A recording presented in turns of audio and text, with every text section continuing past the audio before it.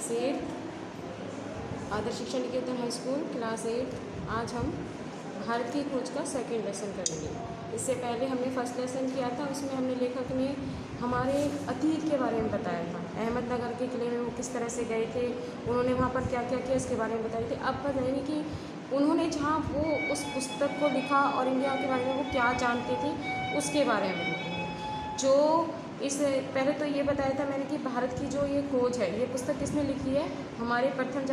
पंडित जवाहरलाल नेहरू, जो देश के प्रधानमंत्री रहे हैं, उन्होंने इस बुक को लिखा है। तो उन्होंने अब यहाँ इस वाले लेसन में अब उसके बारे में लेंगे कि तलाश कि क्या तलाश किया है, कि उन्होंने जिस तरह से वहाँ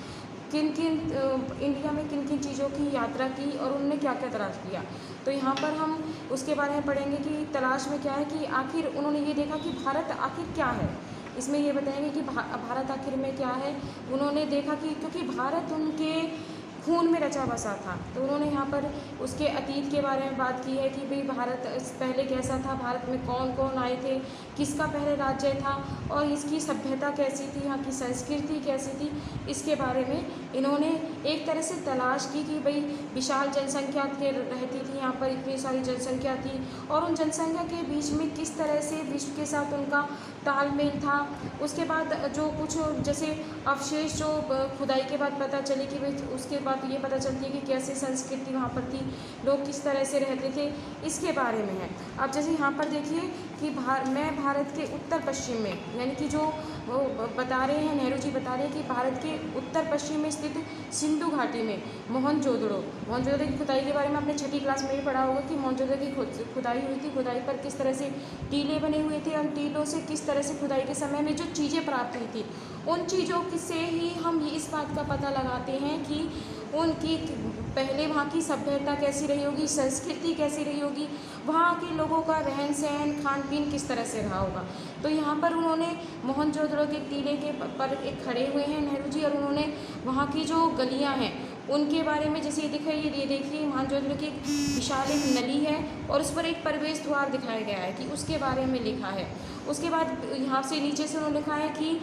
किस तरह से मिस्र, ग्रीस और चीन, मध्य एशिया के लोगों के बराबर नहीं करते हैं, कि भारत से किस तरह से प्रभावित हुए और वहाँ के जो इतिहासकार थे किस तरह से वो इंडिया में आए और उन्होंने यहाँ की संस्कृति को और सभ्यता को किस तरह से देखा। उसके बाद ये तो था उनका लेखक का कि मोहनजोदड़ो में के बारे में लिखा है। उसके बाद भाई उन्होंने बताया कि हिमालय के बारे में बताया, क्योंकि जो नेहरू जी थे यानी कि जो लेखक थे वो हिमालय पर घूमते रहते थे, उनके पुराने की जो दंत थी उनके बारे में, पहाड़ों के प्रति जो उनका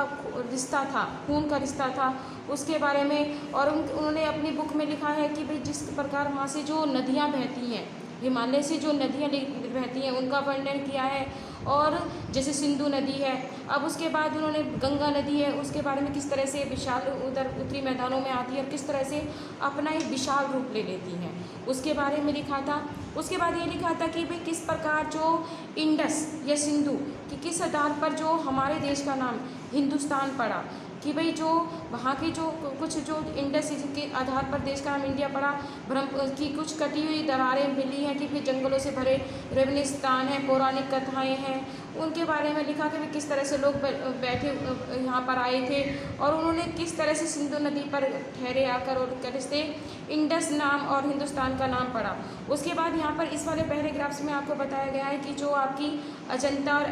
एलोरा एलिफेंटा की जो गुफाएं हैं, जो महाराष्ट्र में आपको देखने को मिलेगी, अजंता एलोरा की गुफाएं,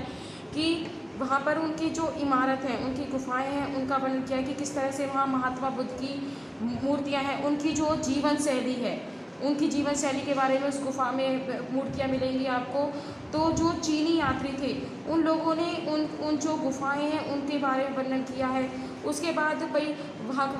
ये जो लेखक हैं वो सारे इंडिया में घूमते रहते थे। उसके बाद इलाहाबाद है, इलाहाबाद में जो जैसे हमारा स्नान होता है, पर्व स्नान होता है, उसके बारे में लिखा है कि किस तरह से जो हिंदू लोग हैं वो किस तरह से पवित्र नदियों को किस तरह से पवित्र मानते हैं, उनके स्नान को किस तरह से वो मानते हैं। तो उसके बारे में लिखा कि किस तरह से जो कुंभ का मेला लगता है वो किस तरह से लगता है, एक मेले की तरह लोग यहाँ एकत्रित होते हैं और नदियों में स्नान करते हैं। तो यहाँ पर जैसे आपने एलिफेंटा और इलाहाबाद की उसके बारे में पढ़ा।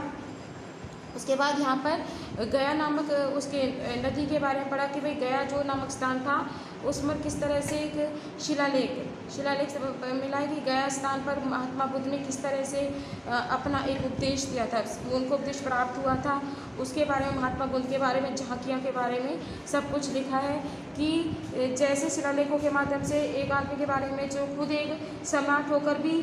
सम्राट से भी महान फतेहपुर सीकरी में साम्राज्य को भुलाकर बैठा अकबर के विभिन्न मतभेद उनके बारे में लिखा है कि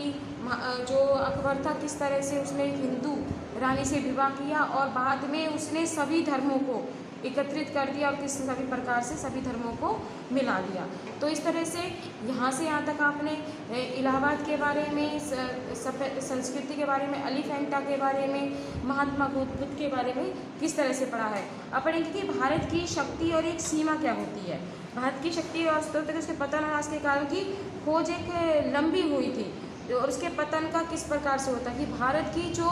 तकनीक की दौड़ में है, यानी तकनीक जैसे कि आपके इलेक्ट्रॉनिक्स जो सामान है, यानी कि उसमें नहीं कह सकते हैं हम, आपकी पढ़ाई में नहीं कह सकते, एजुकेशंस में नहीं कह सकते, तकनीक में जो है, जैसे कि और जो देश है यूरोप के जो और देश हैं वो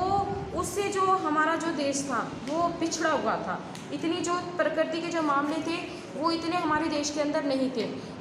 जबकि हमारे देश की जो विकास जो है विज्ञान की जितना में ज़्यादा था, परंतु फिर भी तकनीकी के उससे हमारा जो देश था वो किस तरह से पिछड़ा हुआ था उसके बारे में है कि ऐसा क्यों हुआ कि भाई पुराने जो मानसिक साहसिकता और तकनीकी की कमी थी, सदियों में जो गिरावट आई थी और जो जीवन की जो लालसा थी उसके कारण हुआ था। आज के लिए इतना ही, नेक्स्ट अगली क्लास में करेंगे।